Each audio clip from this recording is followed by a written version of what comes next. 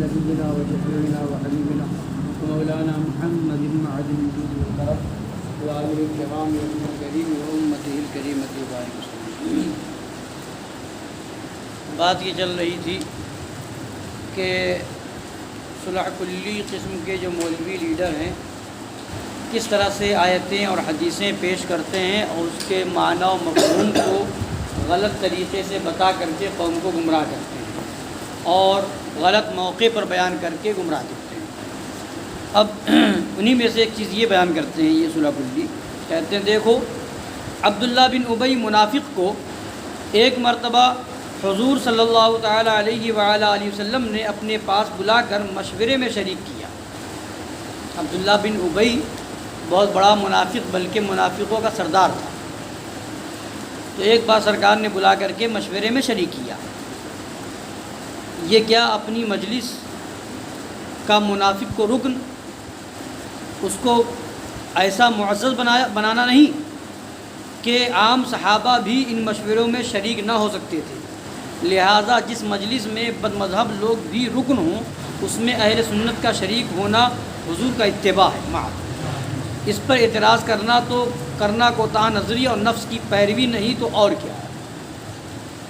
یہ صلح کلی قسم کے کہ ہم نے اگر وہابیوں دیوبندیوں کو سیاسی معاملے میں شریک کر لیا مشورہ کرنے کے لیے تو اس میں کیا غلط کیا، یہ کہتے ہیں معاذ اللہ اس طرح کے لوگ کہ سرکار نے بھی تو عبداللہ بن ابی جو منافق تھا اس کو مشورے میں شامل کیا، اس کا رکن بنایا اور بہت سے صحابہ کرام کو شامل نہیں کیا. تو کہتے ہیں یہ تو صحابہ حضور کی پیروی ہے معاذ اللہ. اور کیا کہتے ہیں کہ یہی سردار منافقین عبداللہ بن ابی ایک غزوے میں ماں اپنی جماعت کے چلا اور حضور نے منع نہیں فرمایا کہ ہم مشرکین سے لڑنے کے لیے مشرکین سے مدد نہیں چاہتے. یعنی وہ ساتھ میں چلا اپنے لشکر کو اپنے ساتھ میں اپنے اور منافقین کو لے کر کے، تو حضور نے اس کو جو ہے نہیں روکا کہ تم مت آؤ ہمارے ساتھ جہاد میں غزوے میں. اب اس کا جواب سنیے. جب عبداللہ بن ابی منافق اپنے آپ کو مسلمان اور رسول اللہ صلی اللہ تعالیٰ علیہ وآلہ وسلم و صحابہ کرام رضی اللہ تعالیٰ عنہم کا دوست ظاہر کرتا تھا، پھر اگر بقصد تالیف اس کو شریک مشورہ کر لیا گیا تو صلح کلی حضرات اس پر کیا خوشی کر سکتے ہیں؟ اس وقت وہ اپنے آپ کو مسلمان ظاہر کرتا تھا، سرکار کا وفادار بنتا تھا، صحابہ کرام کا دوست بنتا تھا،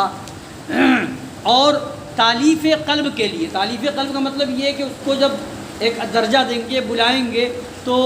اہمیت دیں گے بظاہر، تو ہو سکتا ہے وہ اپنی منافقت ختم کر دے اور صحیح معنوں میں مسلمان بن جائے. تالیف قلوب کے لیے اگر بلا لیا تو کیا اس پر صلح کلی خوش ہوتے ہیں؟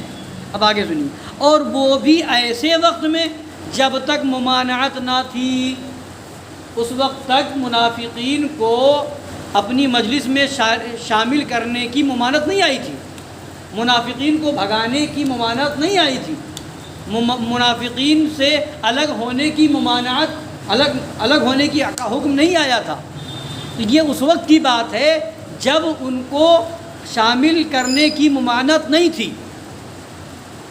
اچھا، معاذ اللہ الحاد و ضلالت کو حضور اقدس صلی اللہ علیہ وسلم کا اتباع اور اس کے ابطال کو کوتاہ نظری اور نفس کی پیروی بتانا کیسی کھلی ہوئی نیچریت و ضلالت ہے. یہ تو اس وقت کی بات تھی، سرکار نے شامل کیا تھا جب منافقین سے الگ ہونے کا حکم نہیں ہوا تھا، ممانعت نہیں آئی تھی. تو اس وقت کی بات کو اب دلیل بنانا سوائے گمراہیت کے نہیں تو اور کیا ہے.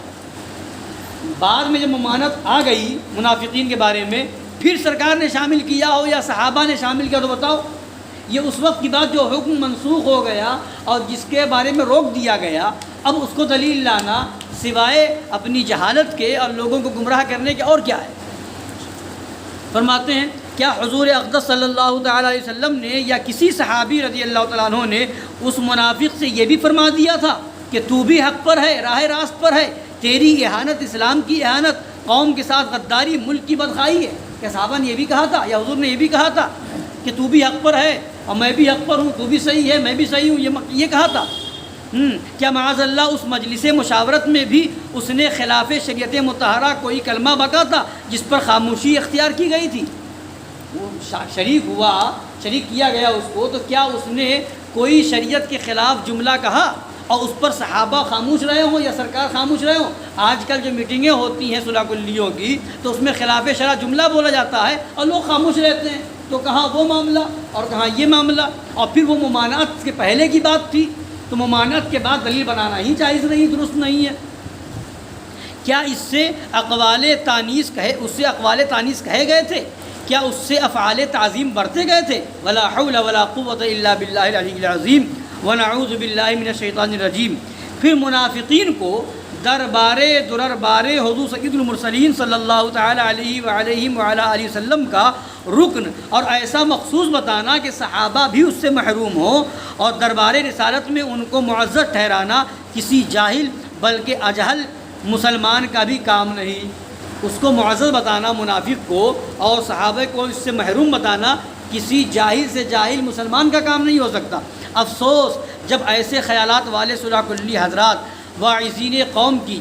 کشتی کے ناخدا بنے،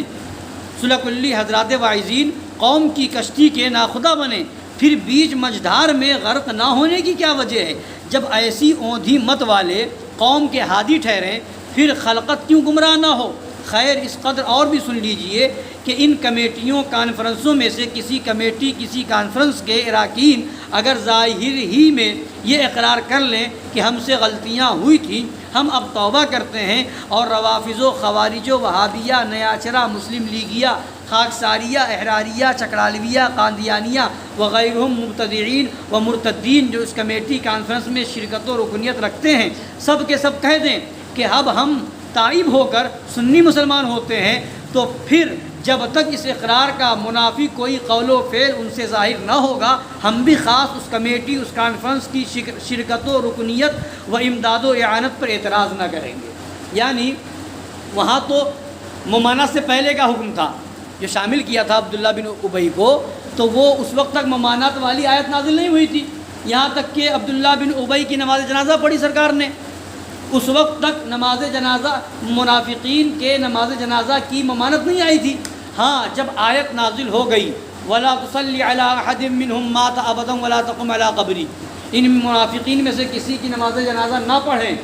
تو پھر اس ممانعت کے بعد کبھی حضور نے نماز جنازہ پڑھی ہو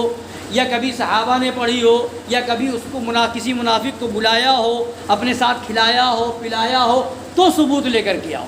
یہ اس سے منع کرنے اللہ کا حکم جو منع کا آیا اس سے پہلے کی بات ہے، تو پہلے کی بات کو دلیل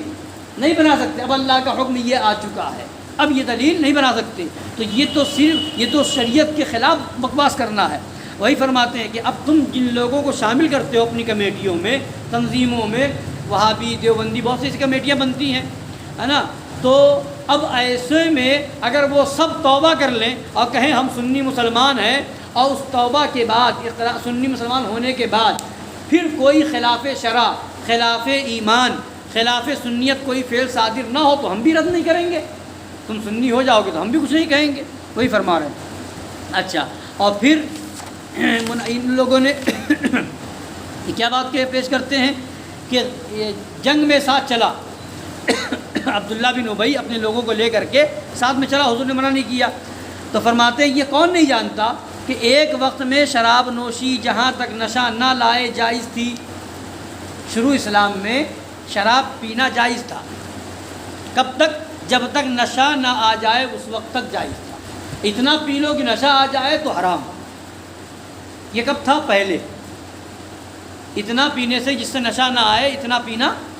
جائز تھا شروع اسلام میں۔ تو فرماتے ہیں یہ کون نہیں جانتا کہ ایک وقت میں شراب نوشی جہاں تک نشہ نہ لائے جائز تھی، یا قبلہ بیت المقدس تھا۔ شروع اسلام میں ہمارا قبلہ، مسلمانوں کا قبلہ کون تھا؟ بیت المقدس، بعد میں خانہ کعبہ ہوا حضور نے جب چاہا تو فرماتے ہیں بعد کو شراب مطلقاً حرام کر دی گئی، اب کوئی ایک قطرہ بھی پیے گا تو حرام ہے، اس وقت تک جب تک نشہ نہ آئے۔ اگر 4 گلاس پینے کے بعد نشہ آئے تو 3 گلاس پینا جائز تھا، اب ایک قطرہ پینا جائز نہیں ہے، تو اب کوئی صلح کلی کہے گا کہ ہاں صحابہ نے معاذ اللہ یا پھر شروع اسلام میں تو یہ شراب پینا جائز تھا تو اللہ ہم بھی پی لیں، اتنا پی لیں جتنے میں نشہ نہ آئے، معاذ اللہ دلیل بنا کے پیے گا۔ یا پھر شروع اسلام میں نماز خانہ کعبہ کے علاوہ بیت المقدس کی طرف پڑھی جاتی تھی نماز چہرہ کر کے، تو اب کوئی صلح کلی کھڑا ہو کہ نہیں ضروری تھوڑی ہے خانہ کعبہ ہی کی طرف چہرہ کر کے نماز پڑھو، شروع اسلام میں تو بیت المقدس کی طرف چہرہ کر کے نماز پڑھتے تھے، تو لاؤ 3 وقت خانہ کعبہ کی طرف پڑھیں اور 2 وقت بیت المقدس کی طرف پڑھیں گے نہیں۔ تو فرماتے ہیں بعد کو شراب مطلقاً حرام کر دی گئی، کعبۃ اللہ کی طرف نماز پڑھنے کا حکم آ گیا۔ اب اگر یہ صلح کلی واعظین شراب نوشی کے جواز کا فتویٰ دیں یا کعبہ سے پھر کر پھر بیت المقدس کی طرف نماز پڑھیں اور دلیل میں معمول سابق پیش کریں، تو کیا وہ الزام سے بری ہو سکتے ہیں؟ کیا دلیل دینا صحیح ہوگا؟ تو جیسے یہ دلیل دینا صحیح نہیں ہے کہ پہلے نماز بیت المقدس کی طرف پڑھتے تھے تو ہم بھی پڑھیں، پہلے شراب اس وقت تک جائز تھی جتنا نشہ نہ آئے تو ہم بھی پی سکتے ہیں اتنی شراب، تو یہ دلیل دینا جیسے درست نہیں ہے، ویسے ہی اس کو مشورے میں شامل کرنے والی دلیل دینا جائز نہیں ہے، ویسے ہی جو ہے اس کے غزوے میں شامل ہونے والی دلیل دینا، پہلے والی بات لانا یہ درست نہیں ہے، ہرگز نہیں۔ بس یہی حال صلح کلی واعظین کی اس دلیل کا ہے کہ ایک وقت میں منافقین کو بھی اجازت تھی کہ لشکر ظفر پیکر کے ساتھ چلیں اور جہاد میں شریک رہیں، گو جہاد کا ثواب نہ پائیں، بلکہ منافقین کے جنازے کی نماز بھی خود حضور رحمۃ للعالمین صلی اللہ تعالیٰ علیہ وآلہ وسلم پڑھاتے تھے، لیکن یہ حالت ایک خاص زمانے تک محدود رہ کر منسوخ ہو گئی، جہاد میں ساتھ چلنے کی بھی ممانعت کر دی گئی، ان کے جنازے کی نماز بھی پھر حضور اقدس صلی اللہ علیہ وسلم نے نہ پڑھی، چنانچہ خود قرآن مجید میں موجود ہے فَقُلْ لَن تَخْرُجُوا مَعِيَ أَبَدًا وَلَن تُقَاتِلُوا مَعِيَ عَدُوًّا، اب تم ہرگز میرے ساتھ سفر نہ کرنا اور ہرگز میرے ساتھ کسی دشمن پر جہاد نہ کرنا، منع کر دیا گیا۔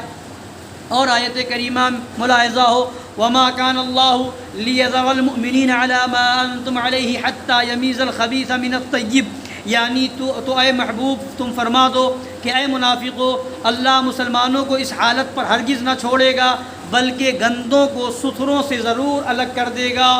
گندوں کو ستھروں سے ضرور الگ کر دے گا۔ اور آیت کریمہ ملاحظہ ہو وَلَا تُصَلِّ عَلَىٰ أَحَدٍ مِّنْهُمْ مَاتَ أَبَدًا وَلَا تَقُمْ عَلَىٰ قَبْرِهِ، یعنی ان منافقوں میں سے جو کوئی مر جائے اس پر نماز جنازہ کبھی نہ پڑھو اور نہ اس کی قبر پر کھڑے ہو، اِنَّهُمْ كَفَرُوا بِاللَّهِ وَرَسُولِهِ، بے شک انہوں نے اللہ اور اس کے رسول سے کفر کیا۔ تو اس منسوخ شدہ امر کو سند بنا کر پیش کرنا اور قرآن عظیم و حدیث کریم کے نصوص صریحہ سے اعراض فرمانا صلح کلی حضرات واعظین ہی کو مبارک رہے۔ حضرات اہل سنت کسرہم اللہ تعالی و نصرہم دنیاوی لالچ اور نفسانی طمع پر ایک جدید شریعت ہرگز قائم نہیں کر سکتے۔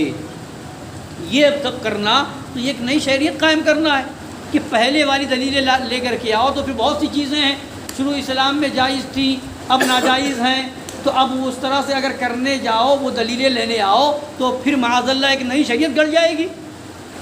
پہلے اسلام میں متاع جائز تھا، تو اب کیا وہ بھی جائز کر دو گے؟ پہلے اسلام میں گدھے کا گوشت بھی کھایا جاتا تھا، تو کیا اب وہ بھی کھانا شروع کر دو گے؟ معاذ اللہ رب العالمین، سرکار نے ایک جنگ کے موقع پر اس کو حرام فرما دیا۔ تو بہت سی چیزیں ایسی ہیں جو شروع اسلام میں منع نہیں کیا گیا تھا، ان چیزوں سے